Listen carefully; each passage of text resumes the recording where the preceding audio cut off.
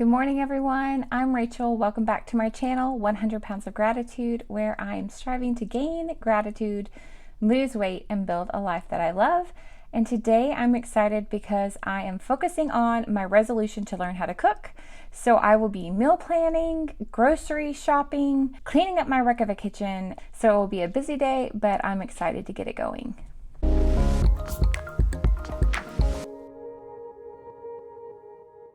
So as I'm learning to teach myself to cook, the first thing that I've seen a lot of people do is make a day where they meal prep and order their groceries. So I've chosen Sunday as my day to do my meal planning, and I don't do anything fancy. I just use a spiral notebook and a pencil, leftover supplies from homeschool, and my computer, and I just browse through different recipes online, and I've picked out a couple of recipes that I thought don't look too difficult and hopefully are things that we will enjoy, but also keep me on track with my portion control eating, because I would like to continue for January to follow the portion control eating plan. But before I could do all of my recipe planning, I wanted to calculate my new calorie target because I've lost weight. So with my portion control plan, and no, I am not a Beachbody coach. I'm just using this system to help me control what I'm eating in a day and try to be well balanced. The way this works is you take your weight, you multiply it times 11, then you add 450, and then you subtract 750 if you're doing the workouts and you're trying to lose weight. So that's what I did to calculate my target range, and then that shows me how many containers I can eat in a day.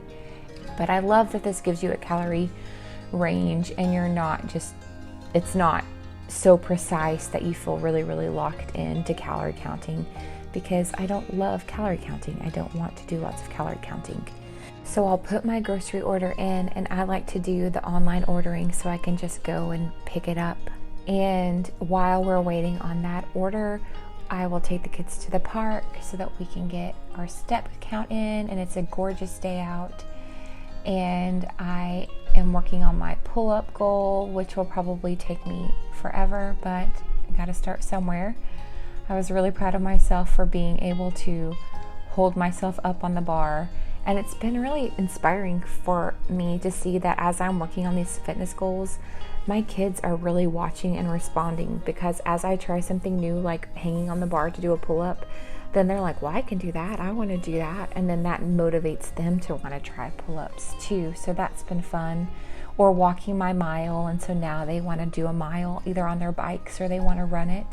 So it really is inspiring that when you make a change for yourself, it inspires the people around you. They watch it, and if it's something that you are doing in a positive way, that it looks like you're enjoying it as you're doing it, then your kids just watch you, and then they imitate you, and then they want to be a part of it. So that's been kind of a fun side byproduct of this health journey that I honestly wasn't anticipating, but it's been fun to see. So we enjoyed our walk, and then once we came back, we started tackling the kitchen. It is a disaster, as you can see. And I would love to know if you're somebody who uses your kitchen daily like we do. We pretty much eat there 3 times a day. Am I missing something? Is there some kind of secret way where you can keep your kitchen manageable and perfectly clean? Because I cannot seem to do it.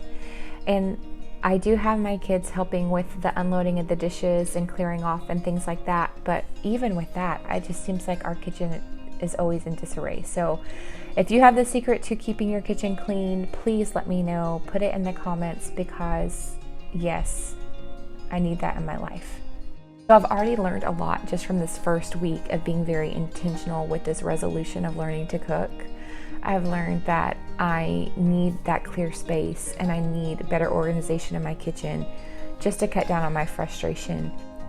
So now the kitchen is all cleaned up, and it just feels so refreshing to have a clean working space, and it's almost like it cleans out your mind too, and resets your mind and refreshes your mind. So now that the kitchen is all cleaned up, I am going to head over and do my grocery pickup, but I got a notification that they don't have the shrimp that I was looking for, so I'm going to have to go into the store anyway. as you see, there are lots of different choices of shrimp, and I'm feeling overwhelmed by all the choices. Do I get uncooked shrimp or cooked shrimp? And I'm walking myself through the process of it probably needs to be uncooked since I will be sauteing it, but I'm not feeling confident in this decision. In the end, I decided to get one bag of the raw shrimp and one bag of the cooked shrimp.